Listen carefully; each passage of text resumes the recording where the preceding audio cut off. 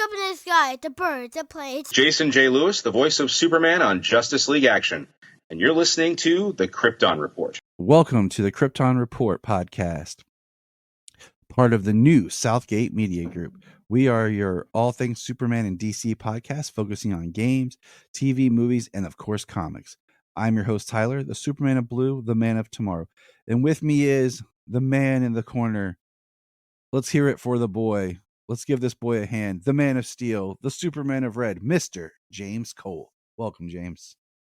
Hey, Ty, what's going on? Not much, man. Little changes, for the podcast people. We're doing some changes. We have left Press Play. No hard feelings. We love those guys. Just life changes and companies change and things happen. And Southgate Media Group is launching 2.0, and we're happy to be back to be a part of that. Look for some changes, updates coming from us. Some just little news plugs. Don't forget that we will be doing live June 15th. We will be watching the first episode of Superman the Animated Series. That's part of the exciting thing of StreamYard we'll be working on. Be part of that so that you can come on and, drop questions, comments, and everything. It'll be on all of our social media. It'll be, well, not all, but on YouTube, Twitter. Still not calling it X. It's weird. And it's still twitter.com. No, it's now x.com. Oh, is it? Oh, yeah, that's right. Now he wants to launch XTV to compete with YouTube. And I'm like, no, man. Oh, wow. I do recall Facebook. seeing the links now being x.com. It is x.com now. So anyways, good times. And we are just glad to be, continuing doing things. We have a Substack that I posted, and we'll be having some interactive newsletters going out. So if you get a chance, jump over to Substack, sign up for the newsletters. That'll be awesome. More things coming from us that way. All right. So now we're just going to kind of jump into some news. Now, I found a new podcast recently called The Showrunner Whisperer. It's only been out for about 5 episodes. I highly recommend any Superman fans check out the last episode where they talk with Jake Wyatt, one of the showrunners, creators of My Adventures with Superman. Great episode. Some of the high points that just kind of pull out was they talked about the Dragon Ball Z influence of the show. They talked about the casting process, and they talked about that they originally pitched the show and were greenlit in 2018. Oof. But because of the regime changes, it kind of stalled. And then they got everything ready to go. And then COVID. And then just more like little delays with, like I said, they talk about the regime changes and things like that and what happened and what kept them from being able to get the show going as fast as they can. And he talked about they have plans for season 3 and season 4. They're creatively done. I'm not sure what all that means, but yeah. So that is a highlight. That they have plans and they do want to do more, but they just have not been greenlit for 3 and 4. Well, that's exciting. Hopefully that's the case. What's the name of that podcast? The Showrunner Whisperer. Let's see here. Another thing to mark your calendars that we'll be dropping plugs for later today is that we will be doing live trivia on June 12th, which is, I can't remember how people phrase it, but it's like the second Superman Day. Because that's the one DC really recognizes compared to the one we celebrated before. So there's 2 Superman days a year, and we make sure we celebrate them all, right? Always. All of them. Usually in the summer, the kids and I would make a fun Superman Day special. We're working on that now to drop. We at Krypton Report just got back last week from Motor City.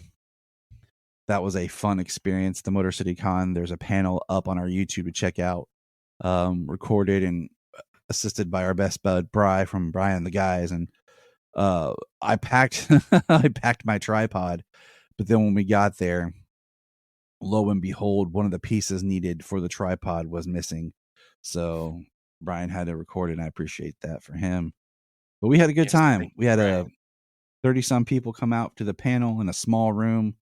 We got there, and it was a crap show as far as where to go, who to talk to, what we needed to do. They had us running around. It was rough. It was rough to get started. We eventually got into the panel a couple minutes late, but everyone was good. We had some great crowd participation. So I appreciate that. I love doing panels like that. Hopefully we have a couple more coming this year around Ohio. All you can do is apply and see what happens. So stay tuned for any information from that. Here's some weird news that I saw that DC is looking at changing its logo again because it's only been 8 years since it changed to the current DC logo. Frankly, I like the DC logo right now. But I was just like, why? And you look at history of certain things with companies, right? For example, you look at DC's history of the logo and just how long, the logos went for it. And the longest running DC logo, okay? And I'm going to send this to you, the screenshot I took, James, real quick. It's coming your way now, so you can pull it up and look at it too, because I'm still working on learning some things with StreamYard. I could have preloaded some of this stuff to throw up on the screen, but I didn't think about it. But since we're not in a video, it doesn't really matter. But the longest running DC logo was the black one with the 4 stars that said DC, and it ran from 1976 to 2005. And then we got the DC with the swishing star from 2005 to 2012, which, if I remember right, only 2 movies exist, I think, in the DC. No, 3 movies, I think, exist with that swoosh. I think it's Batman, The Dark Knight. Was it The Dark Knight? No, Green Lantern, The Dark Knight, Superman Returns, and Batman Begins, I think, have that logo at the beginning. And then we got the folded one that was from 2012 to 2016. You think if you were going to change the DC logo, that doing it with the launch of the New 52 would have made sense, since the New 52 launched in 2011. Yeah. No, it's crazy. DC logos had 4 different. DC has had 4 different logos in our lifetime, and I remember all 4 of these logos. Right. But 3 of them, 3 of them and almost 4 if they change it again. 4 of them in the time span that first one lasted. I know, right? 4 different logos in the time that one was the logo. Like, it's ridiculous. Like, I like the current DC logo. It's simple. It says DC. It has artistic. It's from 2016 to now. Why change it? Keep changing it. Like, what are you really doing? And I guess my question is, the rebranding of the logos and stuff like that is kind of dumb if you don't do it that coincides with something like, oh, the new company's taking over, we're going to rebrand the logo a little bit. But yeah, when they did, not to jump over nothing like fences or anything, but like Marvel's had the same logo forever. Like, yeah, just red block Marvel.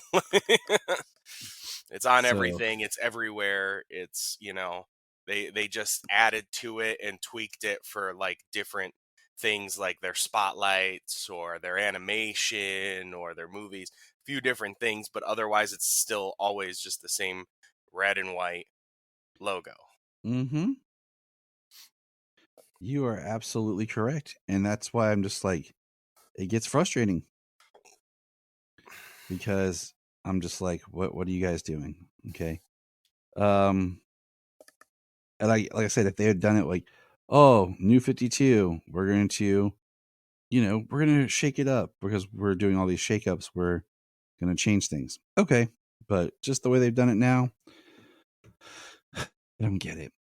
Yeah. We'll see what happens. I've liked the logo that we've been rolling with for the last, 8 years now. Yeah. Just about just DC, the blue DC in the circle. It just feels like DC. That's what it's supposed to be. It's comfort. Yeah. It's like comfort food. But you know what? It's their company. We just enjoy it, but we do the best we can. Okay, the next thing we have here, we did get an announcement, and this is okay. So this actually made me pretty excited. We got an announcement that Damon Lindelof and Chris Mundy will write the Lantern series for DC. And I double checked. You know, I always check with Gunn. But he said, yes, it's true. The Lantern DC series is putting together a crack team of writers based on a wonderful pilot script and Bible by Chris Mundy, Tom King, and Damon Lindelof. A hearty welcome to Chris and Damon. And they joined the DC Studios family. So, first of all, having Tom King there is cool.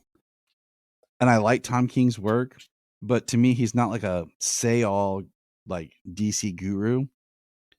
I really think if you're going to bring in comics, you should have like a Tom King, a Mark Waid, and then like a somebody else.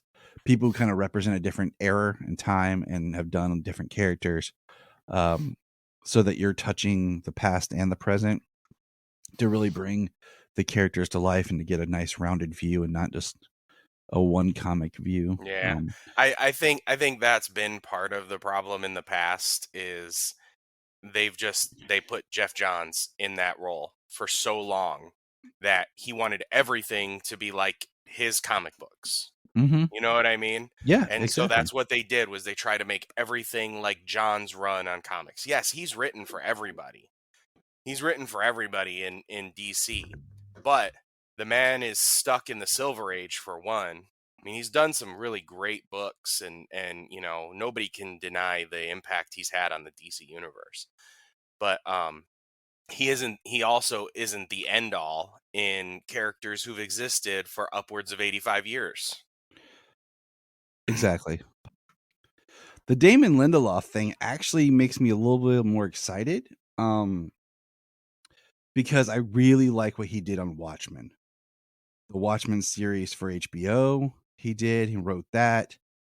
He's worked with J.J. Abrams on Lost. He's done more stuff, and it's not coming to my mind at the moment.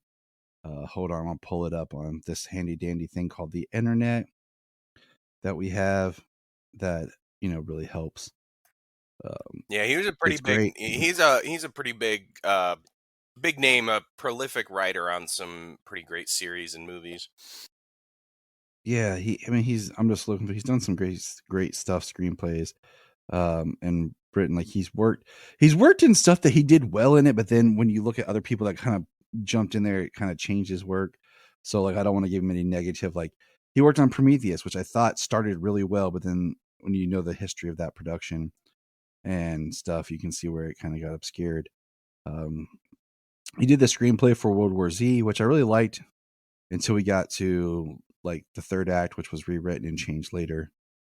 But the Watchmen series and working on Lost, I thought, you know, really brings some great TV cred to him and to this Lanterns project that we don't know a whole lot about, but that's just nice to know that it is being, you know, worked on and utilized, and it's happy. Yeah, with shows in particular like Lost and Watchmen, it really promotes. He does a really good job with like an ensemble cast, everybody getting some character moments, some character development, with building up the story. I mean, you know, Lost, like you said, I mean, that was a long running show. Like there were different writers, things had come in, and you know, people came and left and stuff like that.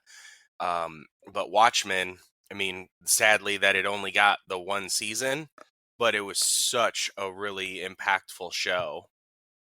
That's how they designed it. Like when they originally announced that, they were talking about making this big thing for HBO, but then when they were getting it out, that was like, no, it's just a mini series. It's not an ongoing, like, you know, we had Right. been led to believe. And it literally brought to light a tragedy in America that a lot of people knew about, but so many didn't. Yeah. I mean that. Yeah, it was wild. Just the way they were able to tie that into the story of the show and tie it to the books kind of the way they did, or to the book. It was, yeah. It was a very interesting show. I just hope that you know, we get a modern Green Lantern show. You know, I would like to see. I mean, you know, we say the universe, but they are like they're galaxy spanning, they're universe spanning. Um, Different lanterns, you know, different worlds. It'll be interesting.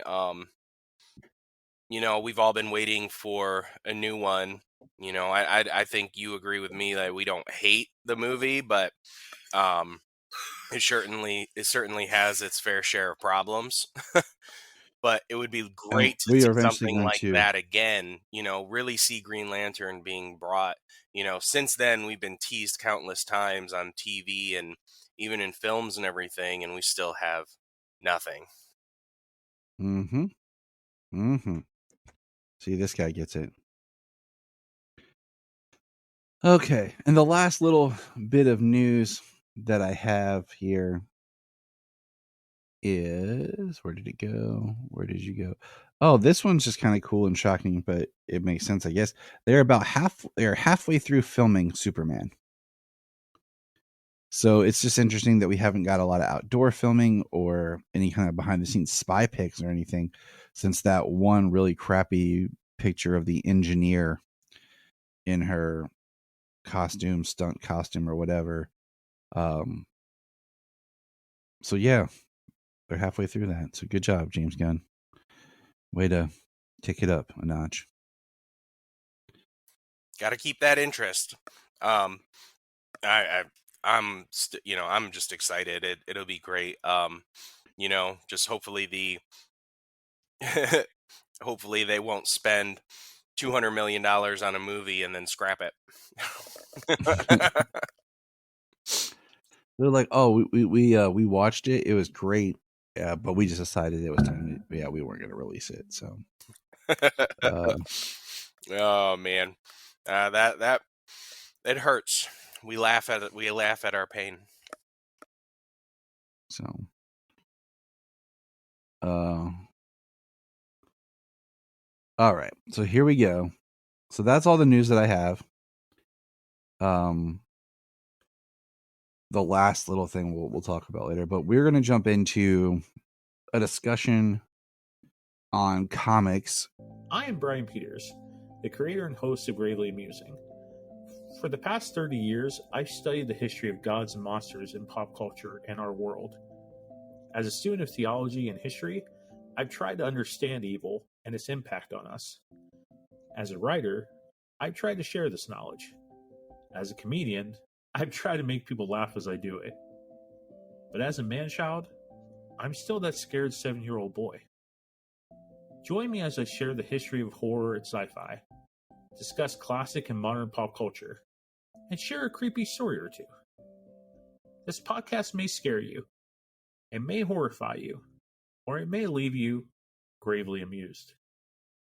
Listen to Gravely Amusing on Apple Podcasts, Spotify, iHeartRadio, and wherever podcasts are found. Follow us on Twitter at gravely_amusing or on TikTok at gravely amusing. We have a $1 Patreon. Yes, I know everyone asks for money, but our $1 Patreon each month gets you commentary tracks for releasing movies, DC movies. It gets you my Requel series where I pitch ideas about movie sequels, prequels, or whatever. It also gets special bonus episodes. So check that out for $1 a month. That's all we ask. Keep it cheap, keep it simple, and help us keep going. Check out the link in the show notes or Patreon Krypton Report. This is Dan Jurgens, and if you want to have a good time, keep listening to the Krypton Report. And this, we were waited till it, like we talked about, we were waiting until things hit the app. We will be discussing Superman Lost. Now, Superman Lost is about an odyssey. I'm reading what the DC.com's description is.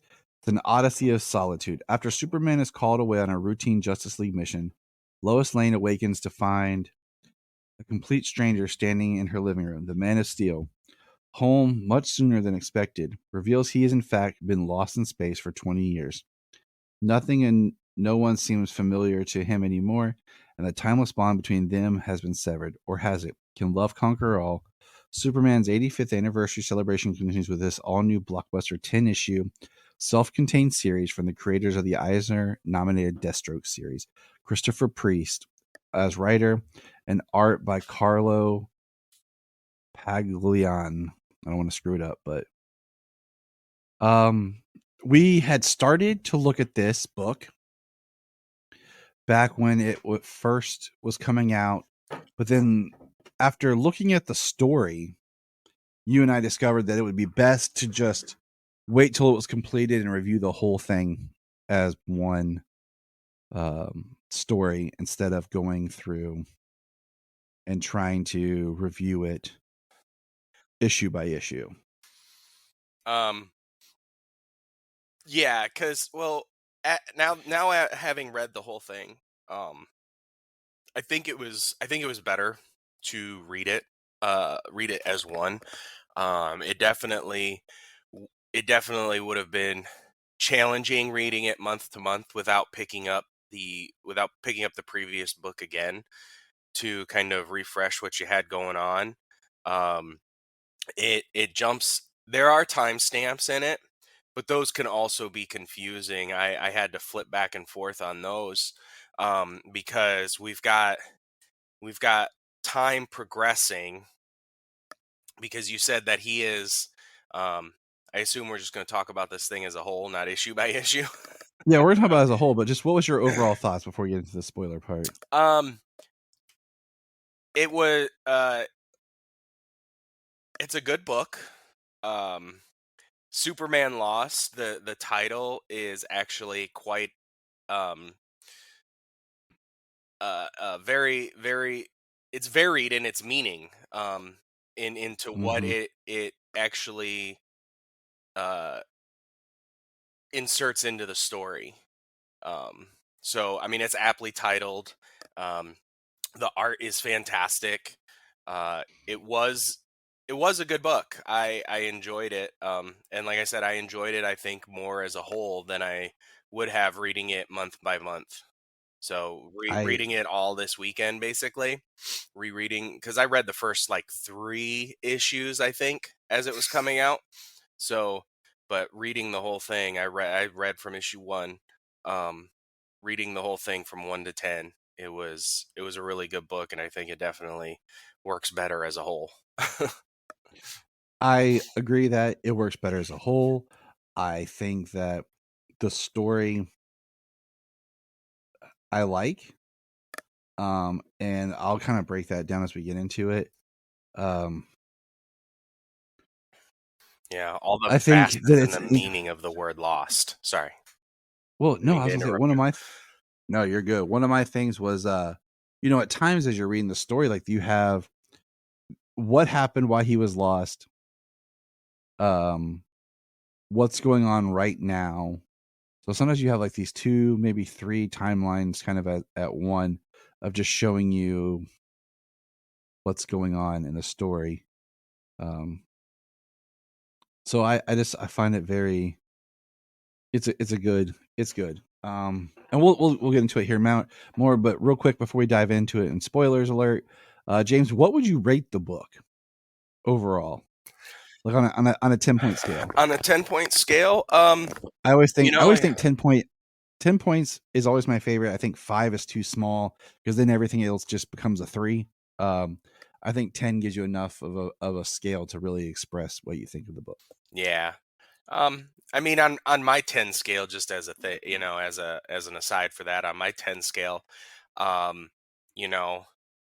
until you hit like a 5 or a 4, then you're teetering on like not entertaining, not gripping, not anything, you know what I mean? Like it starts to really deteriorate after that. So even if I ranked something a 6 or a 6.5, it's probably decent. It's definitely like a C. I know that's a little off with the school grading scale that most people associate with a 1 through 10, like a 80%, 90% type of deal. But anyways, the book Superman Lost, from reading the first 3 issues, I found it interesting, but it just left you with so many questions. I would have probably given it a little bit lower, kind of trying to grade it if I hadn't read it as a whole. So as a whole, though, I give it an 8. Okay. I'm not trying to be, oh, look at me, but I give it an 8.5. Yeah. That's I can explain a little bit quickly, just because yep. the idea being I have to reread it again, just to kind of like, I almost need timelines, multiple timelines, like fill in the gaps, come up with the timeline, because like I said, it's there in the book, you got timestamps and everything, but the way that it gives you like the months, the time that he's traveled through space, the time, did he go back to the planet? I didn't specifically see like he went back to quote unquote Kansas, went back to Victor's planet. So I didn't catch that. That's one of the things that makes it like an 8 for me, is some of those little bits that maybe I didn't catch, but it does give you like 1 year, 5 years, I'm not specifically saying. I know it did say Yeah. like 19 years and stuff like that. And then it says like 1 day, 2 days, 80 Yep. days.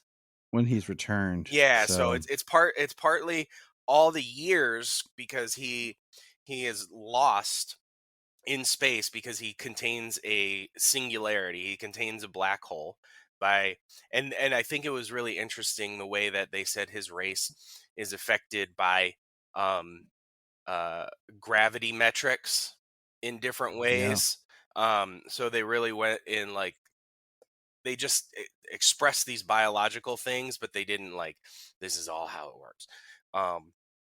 So like the gravity well, him being able to complete the circuit and contain the black hole, gets transported across the universe into a star system where galaxies he can't even see with his telescopic vision, his microscopic vision. He can't even see star systems that he knows, and he's traveled all over the galaxy and things like that.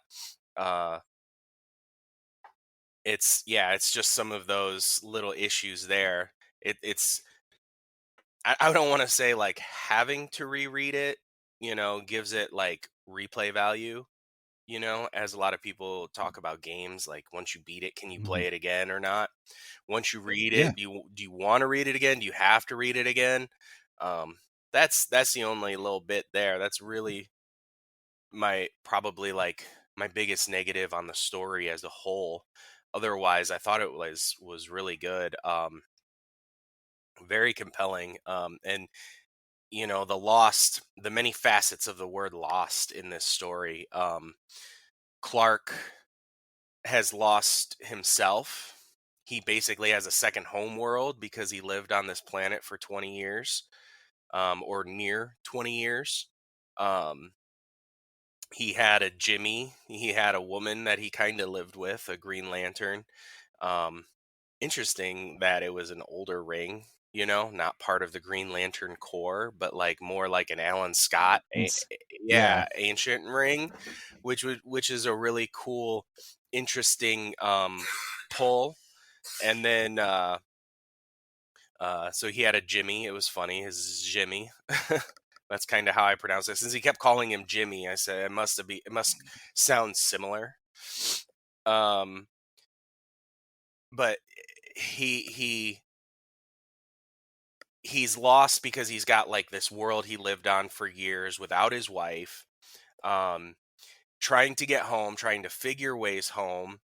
And then when he's home, he can only think about that world because he promised that he would leave and come back to rescue them because their son was about to go red giant and supernova, kind of like Krypton's son did to it, in most popular iterations. And so he's stuck on trying to get back, trying to figure out how to get back. So he's like, he doesn't know how to live on Earth. He lived in space, spending years holding his breath. Um, so sometimes he doesn't breathe. It's very interesting. He's lost who he is. He's lost like the world he lived in, how to live in his world, how to work, how to breathe air, because you know, lost a connection with his wife. Lois lost Clark. I mean, lost is a very apt term for this book. It's a book that would be interesting to revisit like in a year or something, and to kind of see what sticks out. You are right. Like, it's okay. So here is my what I like, what I don't like kind of thing about it. I think this should have been a Black Label book. The 10 issues is great. It worked. I say that I think it should have been a Black Label book because I don't like the ending where it deals with, they talk about space travel is time travel, and it talks about basically he catches himself and through machination sends a version of himself back to Lois, almost like he never left. Yeah. And to me, that was like, I like the idea of exploring this story of Superman with PTSD. Yeah, and he really does in this story. It was And like, done really well. but it's that ending of like almost removing the stakes, and it makes you kind of question, start to like, well, did Lois still suffer? Did everyone else still suffer that he was gone? Because technically, in the 20 years that he's gone, it only felt like a couple of hours for everyone else because of the time dilation and everything. So, and then he's back and Lois is suffering, and we'll touch on that here in a minute. And then, Clark leaves at the end to go help the planet. And, he comes back and it's almost like the Superman / Clark that returned is not the one that went and faced everything. So it's like it never happened to him. And I didn't like that. I like the idea of exploring this more dark, mature story where there were stakes, where he experienced something that's really messed with him, and how him and Lois have to work through this together. And that's why I think, removing it from any type of continuity, and just making it this Elseworlds Black Label book to where we really could explore that, I think would have benefited this story. Yeah, I mean, I think all in all, it is like out of continuity. I do think the Black Label, just the format of the large books, the I forget what they call it, the prestige format or whatever. Yeah. I do think that would have just made the art look so much like better, bigger, Yeah, because pop. there are some panels that are great, and I mean, he spends some time where, at first, when you read, he is lost. Like, he's on different planets, he's in space. Like, the feeling of him holding his breath, and in the idea of the cold. But then he lives on, like I said, for a long time on Victor's planet, and I feel like that's where he kind of settles. And we meet Hope, the Lantern that's not part of the Lantern Corps, and Yeah, which was an interesting pull because he discussed, and it being not a Lantern Corps book or a Lantern Corps ring, like they've charted like black holes, and they can fly from galaxy to galaxy in minutes, traversing pathways like that. And he did not have that ability. Yeah, and there was no navigation in her ring that could get him to Earth. So very interesting, to help keep him stranded there in another galaxy trillions of light years away. But I did not her. So when they find a way to get Superman home and she kills Jimmy, I did not see that coming. No, I did not see that coming. I was like, oh my God. And then I thought she would turn out to be more of a villain in the book after that, but that never happens. You see Clark starting to lose himself because he doesn't like figure it out. what happened to him. Yeah. And then later with stuff with Lois, he doesn't figure it out because he is not there. He is lost in his head. It So was it was kind of cool the way that they said that her species reproduces. I couldn't tell you how, but yeah, basically from somehow existing DNA, they kind of clone. yeah, they can just Basically, they can basically just kind of clone and grow a child from a strand of hair. That's what she does, a piece of DNA. And it ended up not being Clark's, because at the end of issue 9 I was like, holy crap, like yeah, like, they set that up yeah. because the translator can communicate with Lois, loses it. It's gets lost in the translation of everything, and we find out that it's Jimmy. Yeah, it's And a clone it's of her trying to Jimmy. atone. It's her trying to atone for what she did, with Jimmy. Yeah. And she ended up having a child who was part of the Republic, because that's a whole thing. The planet, Victor's planet, it's really interesting because it's about the individual, not as the whole. So Mhm. voting is like their religion, and that is law. Like, so whatever they vote for individually, that is law, and that's just what happens. Like, so these new arc people, they live in pollution, they thrive on it and everything. And that's the way they choose to live, with pollution and disease and things like that. It's interesting the way the world works in on that. And then how Jimmy was a new arc and he was Clark's friend, and then as a Lantern she was part of the Republic, especially after they went back to the planet, because they found the planet after she was able to traverse his trajectory. The ship eventually got the trajectory to her, and she made a map to get there so that the Justice League could go and rescue everyone on that planet. So she became like part of the New Republic, and she had a new arc citizen become part of the Republic. Just a new age for that world. It was a crazy ending. It was a crazy ending, and it's like I said, I like it. I like the story. I like how, but I really like the drama of just Clark with the post traumatic stress. Clark dealing with, just Yeah. what he's dealing with. Yeah, for a long time, He- he's not really like Superman, like saving the world with the Justice League.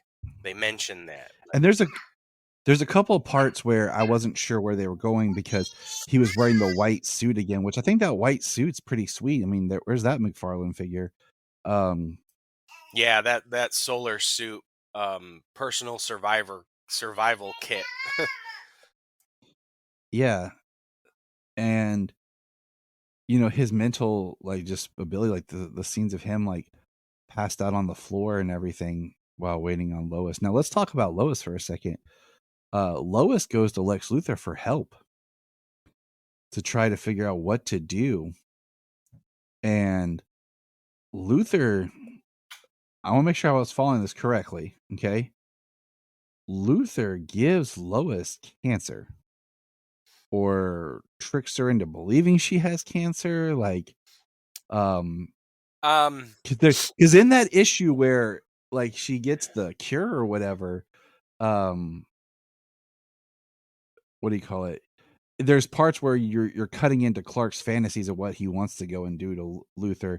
So there's a couple of panels I wasn't sure if they were real or what, but Some of yeah, those panels, I'll say, I was at first I thought they were Lex, like, imagining all the things that Superman would do to him when he found out, because right. they always like the next panel was like Lex Luthor kind of waking up out of a dream, or Lex Luthor like thinking or saying something. It was kind of like that was the next panel. So they set it up almost like Lex Luthor was having these ideas of what Superman would do because he gave Lois cancer.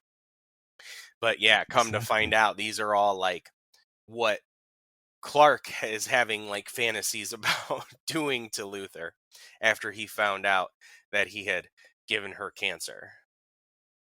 Which, yeah, come to find out, he had given her something that would bring on symptoms of cancer.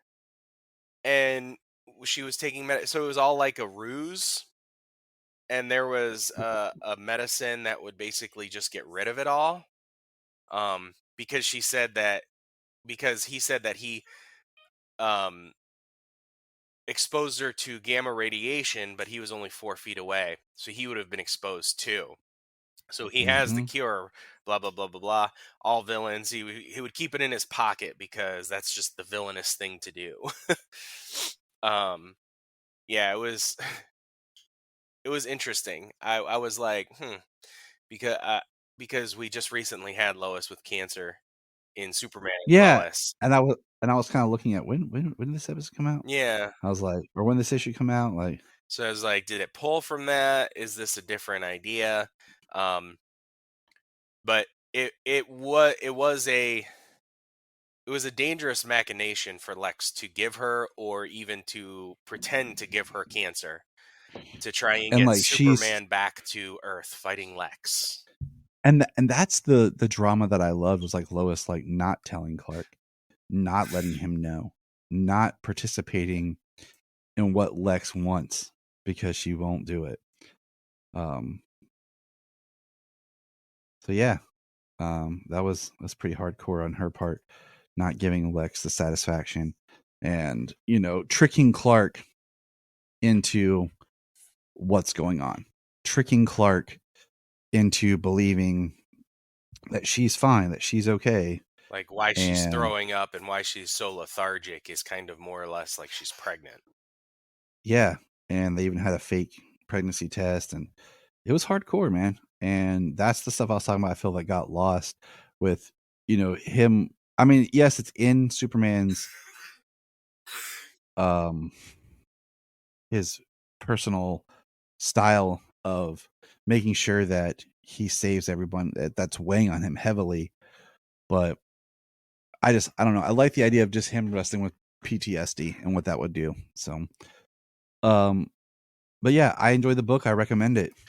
Yeah, we talked a lot about it, but I think there's still a lot of points in there to read. Like you said, the time travel stuff. There's a lot of quantum physics theory going on in there with like your black holes and singularity and faster than light travel and stuff.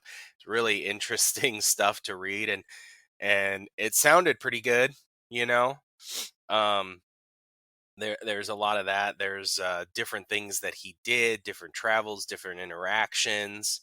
Yeah, it's a pretty good book, Definitely recommend checking it out. Now, especially all 10 issues are out on the app.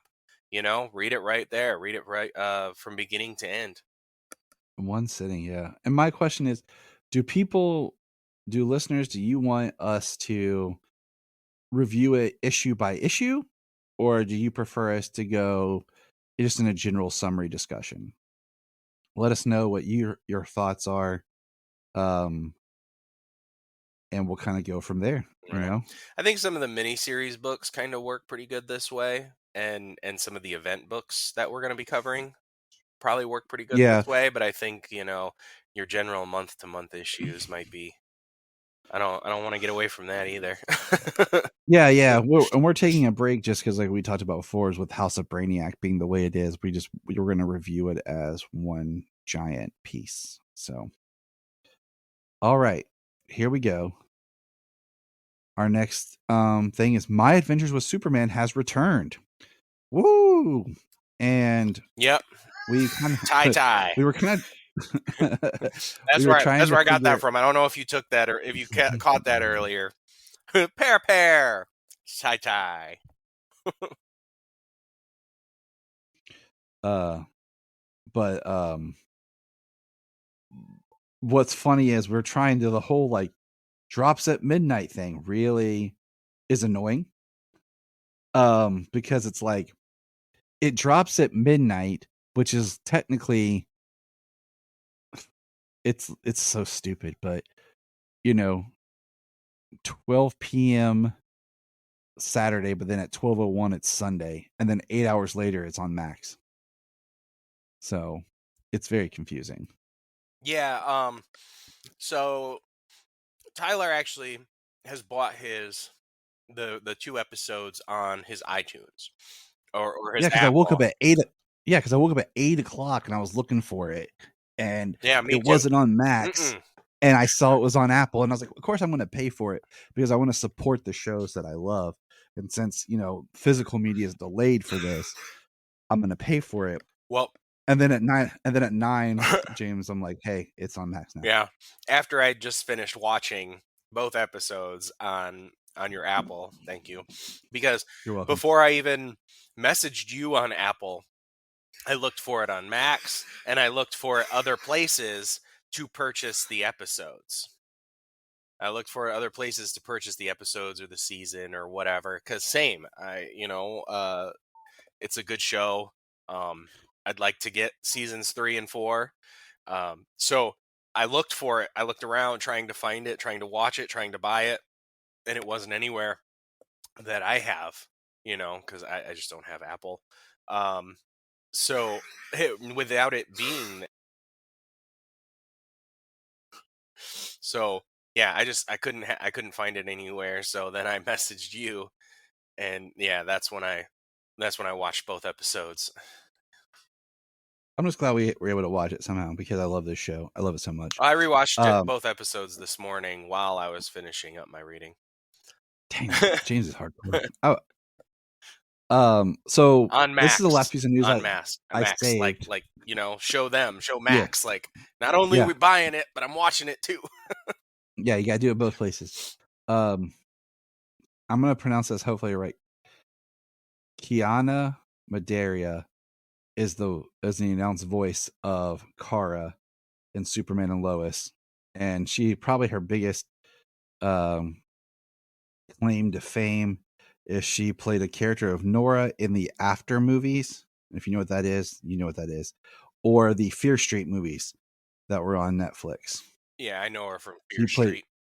Yep, she played Dina in the Fear Street movies. So that's the last piece of news I was waiting for to drop here.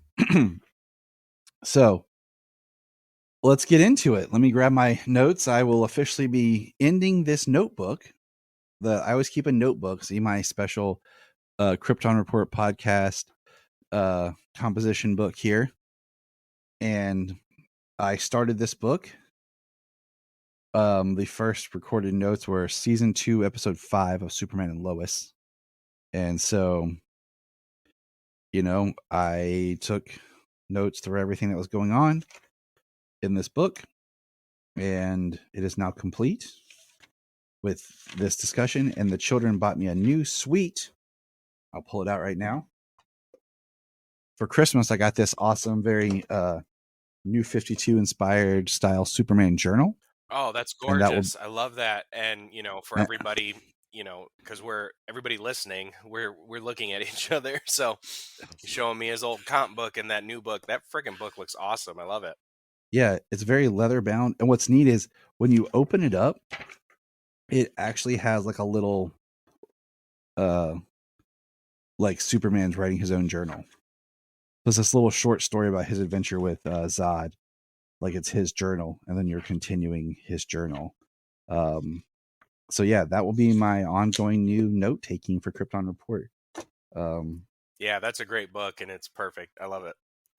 I'm gonna have to scour and try and find me one. I think they found it at Half Price Books, so I think that's where they found it. All right, here we go. My Adventures with Superman, Season 2, Episode 1, More Things in Heaven and Earth. Clark agonizes over what to do for his and Lois's first Valentine's Day. Visions of his father lead Clark, Jimmy, and Lois to the remains of his spaceship and the new villains of Task Force X.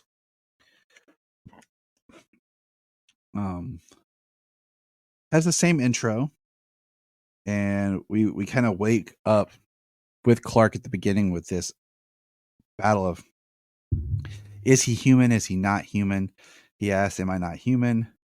You know, I like where this picks up. I do want to say, so we watched this as a family.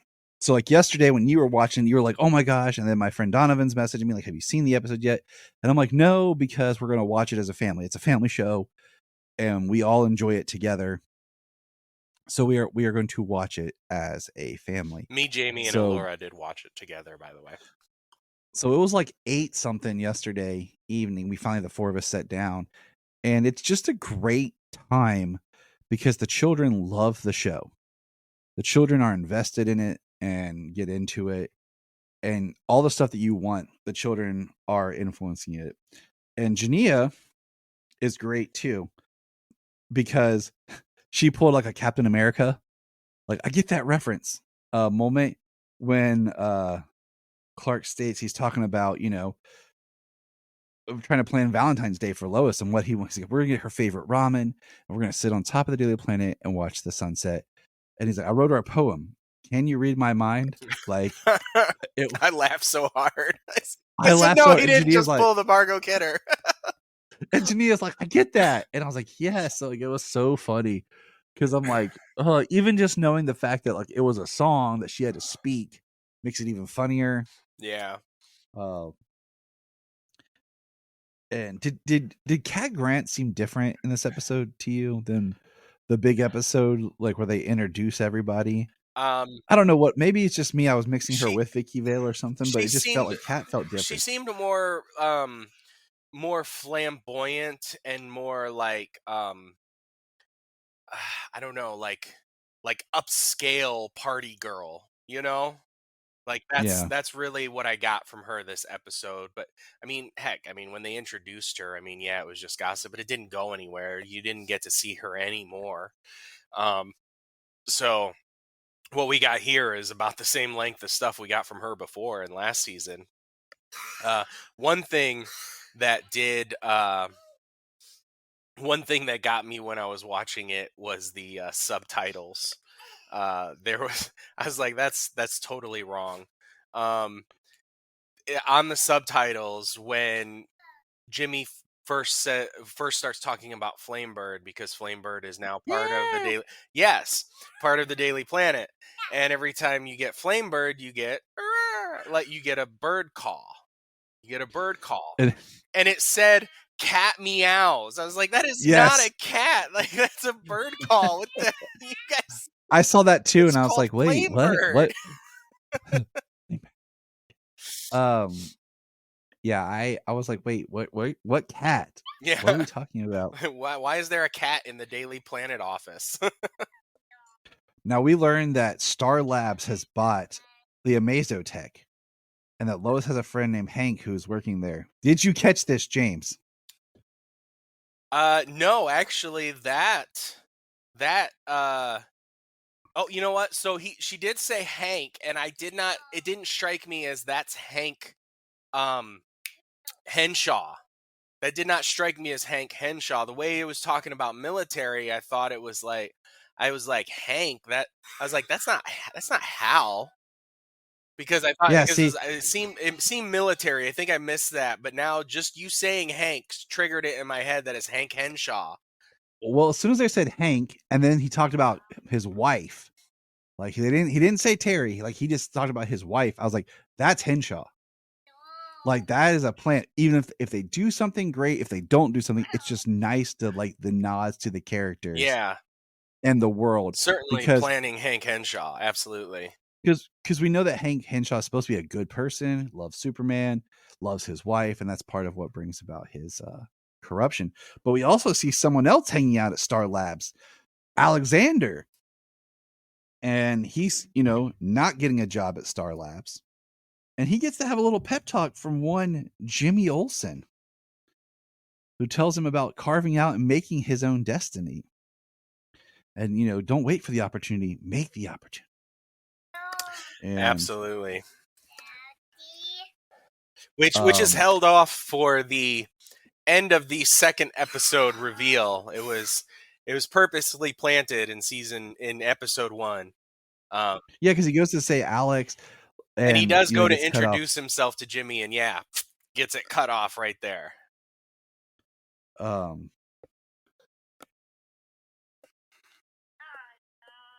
Yeah, I can't even read my own note here. And I my one question I asked is, we see that it's Valentine's Day and Jimmy spent all this money on these like really nice Valentines, and I like how they're having a counter of how much money Jimmy is spending.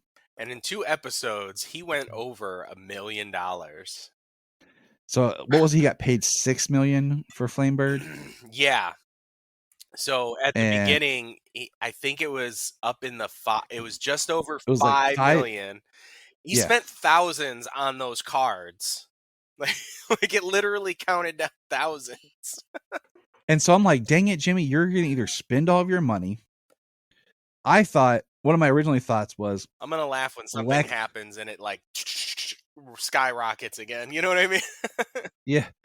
My original thought was that Lex was going to cheat Jimmy out of his money, and that's how Lex was going to start his company, but we'll hold off that thought till episode 2. But so there's a meteorite thing launched, and it is they see, and it's a ship, and Jimmy rents a Flamebird plane.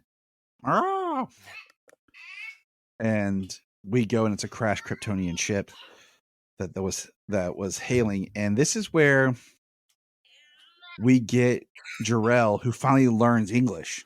Yeah, it was pretty cool though, the way it was crashed, and like all the bits were just like floating. Yes, and like they weren't moving; they were just like floating, just like hanging there, hovering. So another reason, okay, so side tangent real quick. Listening to that interview on the Showrunner Whisperer, one of my theories was confirmed, that one of the designers on the show and had worked on Voltron on Netflix, which I said that this felt like some of the design work on this was similar. And some of the writers had worked there and worked on Camp Cretaceous, which if you didn't watch Netflix's Camp Cretaceous and you're a Jurassic fan, I don't know what's wrong with you. The new Camp Cretaceous series just dropped. Chaos Theory, we're an episode in. We'll probably watch some of that today. Good stuff. Now, back to the episode. Jarrell just telling Kal-El his story about Krypton, the Kryptonian Empire, and how they were at war and what they were doing. And we see Lara, and Lara doesn't have a curl. That was kind of sad, but I'll allow it. But the fact that he says, there is another, there are no Kryptonians coming. There is no invasion. It was just a remnant. And that there is another, your cousin. And it shows Zor-El putting Kara in the ship too, as a baby. And Solomon goes, is Clark older than Kara now? And I was like, huh. Maybe I guess so. Yeah. I mean, so like, in technical years, Kara is older than Clark because she was older but she was in a stasis for most of that time. So in actual experience years, Clark has always been older than Kara. But in this, they show them putting Kara as an infant in the capsule at the same time Clark is leaving. Yeah. So they're both infants. Yeah, they're both infants. So we don't have that. So that changes Supergirl's story if you think about it, because so much of her story is based on her being a preteen teen when she leaves Krypton and having that knowledge of the planet. Yeah. That Clark doesn't have. That's always been the biggest, difference in their experiences with Krypton's destruction. We have infant Kara, and but I think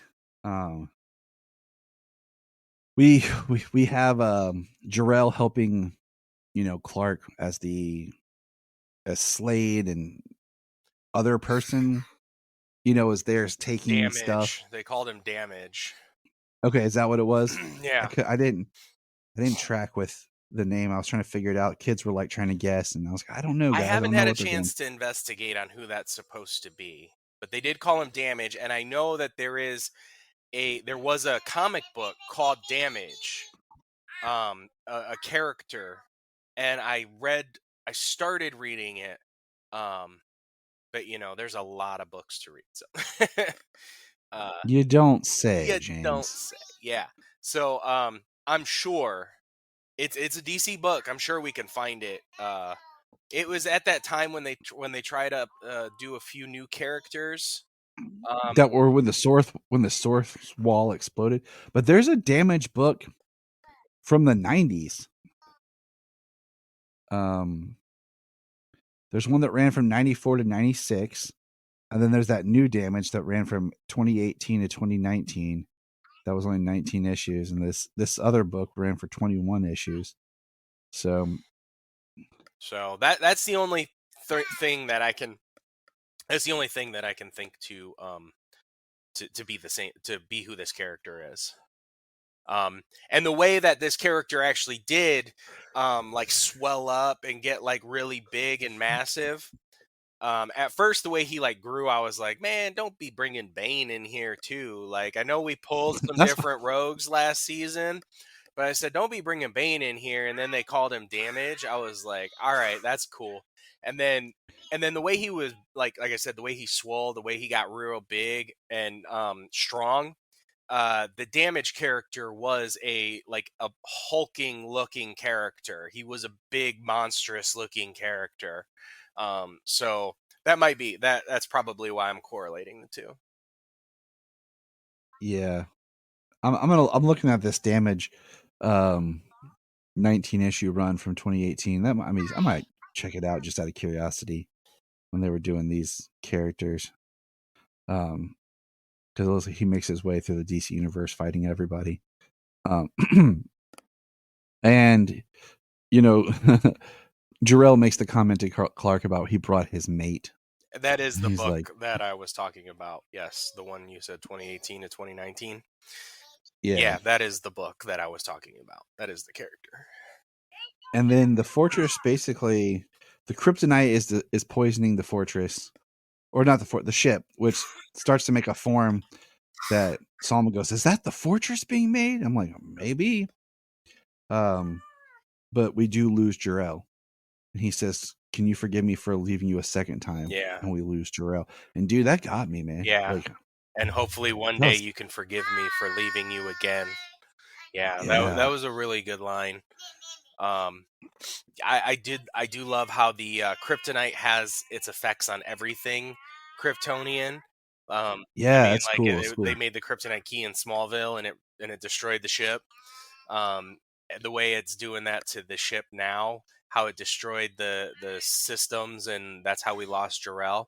But also, it took down Damage because that tech is Kryptonian tech, and so when he went after Superman, a bunch of those kryptonite like rocks just poof, poof, like popped out of his tech and everything, and put him down to the ground.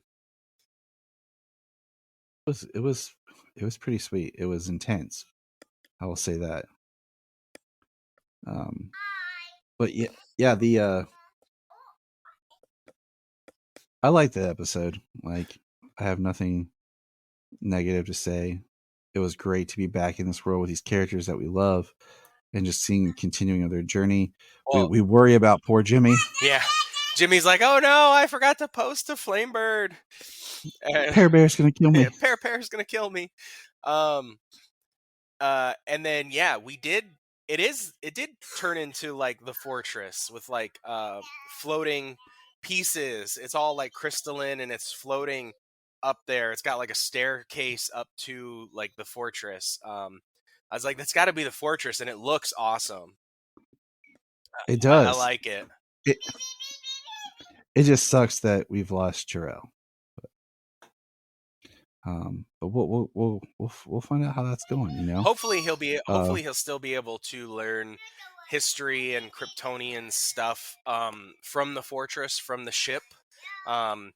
and due to the damage, I'm sure it's going to be like spotty information, certain things. Because Jor-El did say that the Brainiac systems of the ship. So it's very curious. Like, we speculated like maybe that being was like Brainiac or something that we saw, but it also, we speculated it could be Zod or something.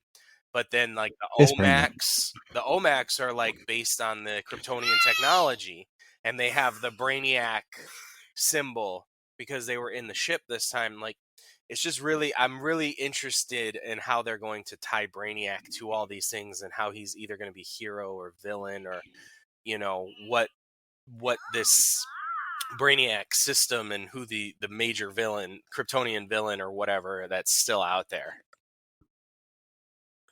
Yep. All right.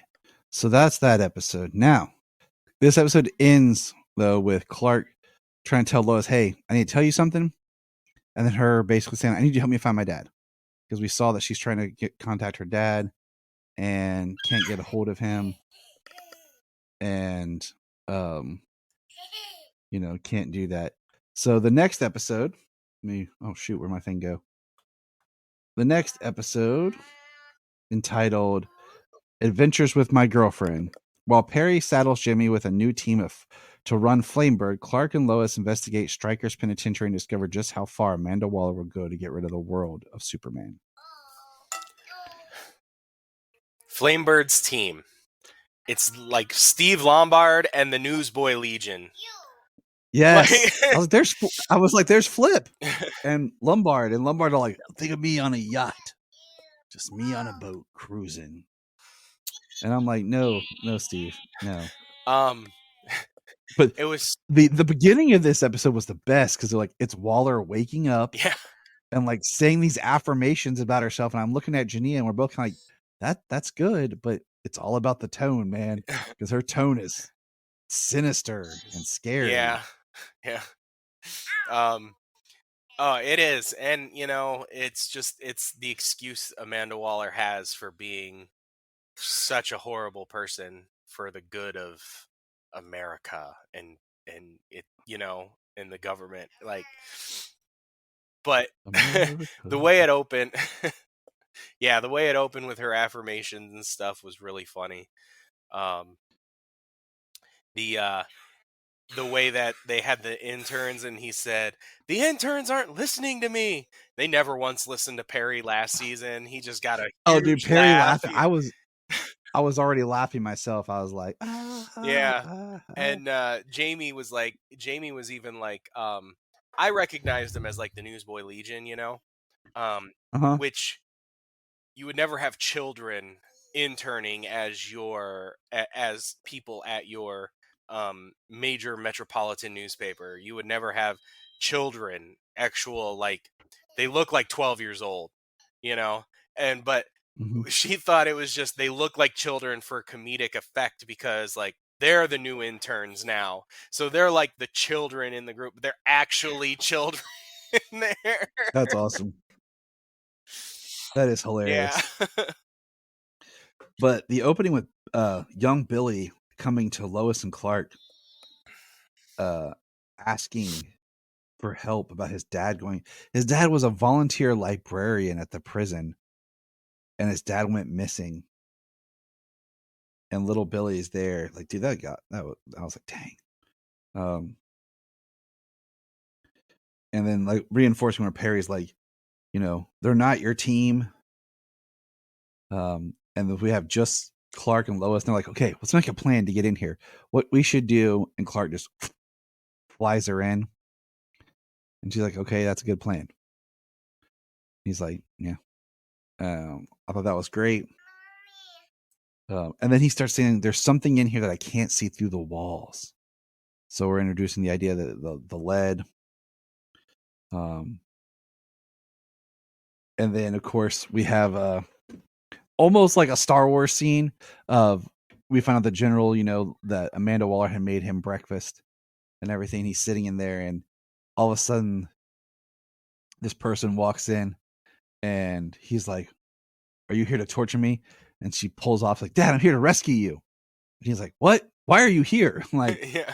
And She's like, I- Amanda threatens Lois, and then she walks right in seconds later, and he goes, "No!"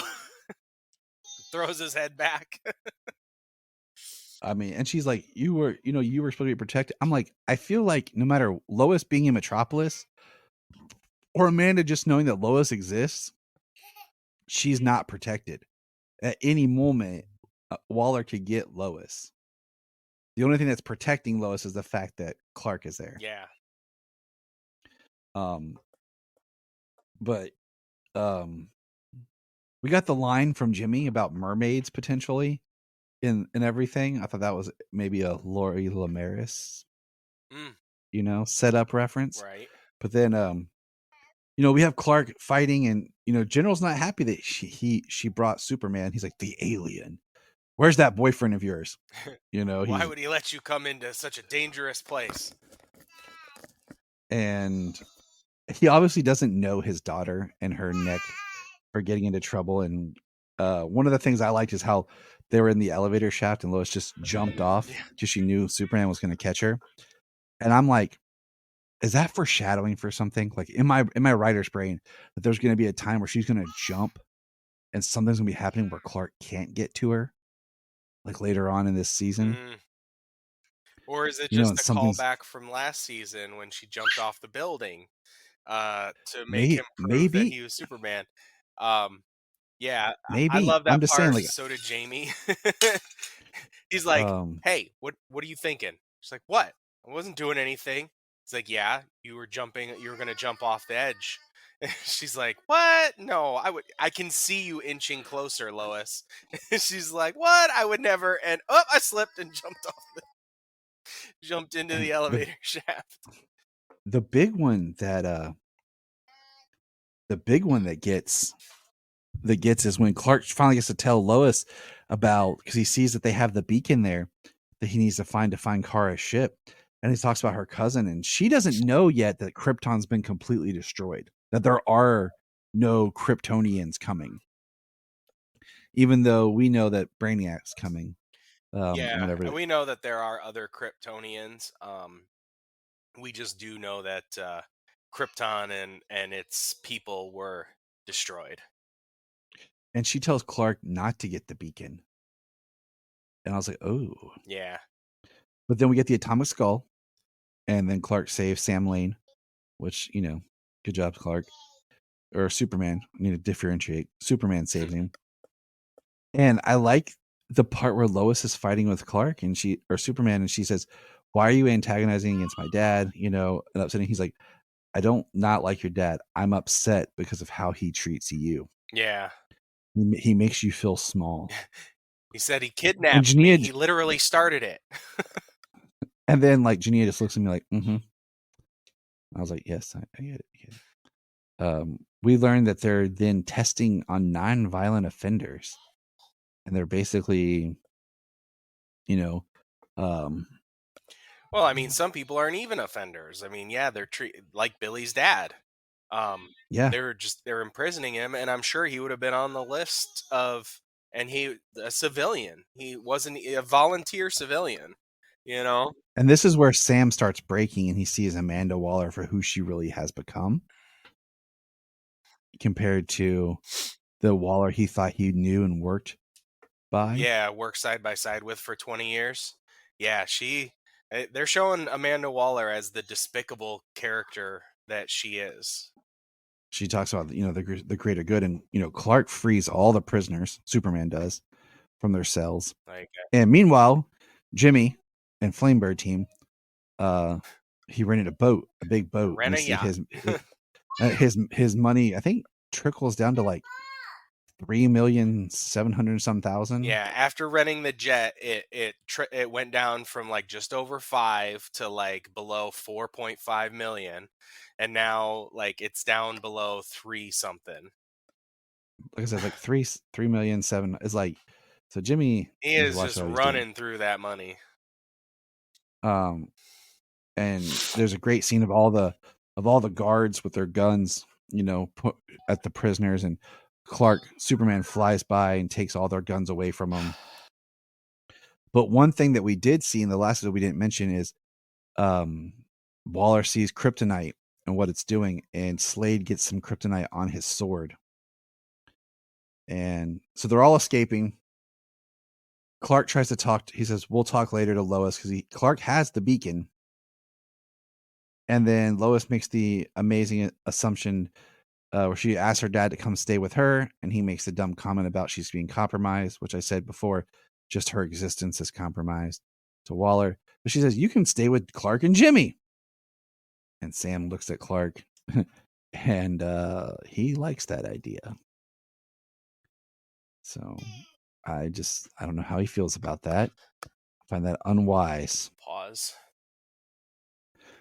So the big thing is now Clark's keeping a secret from Lois, even though he said he would do anything for her about Kara. So he's got this little bit of drama. Sam's going to be staying with Jimmy and Clark. I don't know why Jimmy don't use some of that Flamebird money, put Sam up in his own place. But then Ivo's free from his cell and goes to attack Amanda Waller, and he gets shut down by Alex. And he comes in and starts talking to Waller, and this is where she goes, "What's your name?" And he goes, "Well, Lex Luthor." And he introduces himself, and Amanda Waller's like, "How do you take your coffee?" Which is a callback to her conversation with Sam. And I looked at the kids and I said, "Guess who's losing his hair this season?" And Sailor goes, "Daddy." I'm like, no. And Daddy's like, "No, I want to keep my hair." Yeah, we did speculate last season that was going to be Lex. He was just hiding around in the background, which means you don't name a character Alex in a Superman series without, just like you don't throw around the name Hank. There's just certain names you don't just toss. Yeah. So we know it's Lex Luthor. We speculated it was, but we didn't get any confirmation until the end of this episode. But yeah, we got Lex Luthor.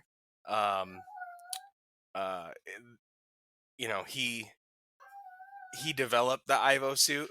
He developed the parasite armor. So Amanda's real interested. I think it's kind of cool. I think it's kind of interesting how they're doing a different origin for Lex. Like, he's not this billionaire up and comer. He's not this kid from Smallville. But or Suicide Slums. But he's just like the same age as all the kids, and he worked for a billionaire, but he is this genius scientist. I love that they are using that genius scientist route still. I think somehow he'll get some money before this is over. Well, because unfortunately, a lot of shows and movies, when they go the billionaire route, the businessman route, like he's this genius billionaire who is able to hide anything and everything he does, but he's not necessarily like this scientific genius who knows, or they do tiny bits, like say like the Death of Superman, where he's got that whole team of people working for him, and he just like points out the mistakes of the different people he walks by, just to kind of give you a quick, like, he is really smart. Yeah. He knows more than all of these people, but they don't really lean into that at all. But in this, he's starting as that genius. He created the Ivo, so he's worked with this alien technology. Yeah. Yeah, you're absolutely right. All right. Well, that is this week's episodes. We did not do Superboy because we did 2 episodes of My Adventures. We will pick up with, that here soon with everything going on. But we just wanted to, My Adventures is back. So in the future, we'll be doing one episode of Superboy, one episode of My Adventures, and we'll keep going from there. But thank you for joining us today. Thank you for listening to Krypton Report. Check out our socials. The link tree is in the show notes below, so that you can check out the different facets, whatever social media platforms you prefer. Check us out on YouTube, as we're making more YouTube content. And shoot us an email at kryptonreportpod@gmail.com. Let us know your thoughts. Thanks. And if you ever want to be part of the show, let us know.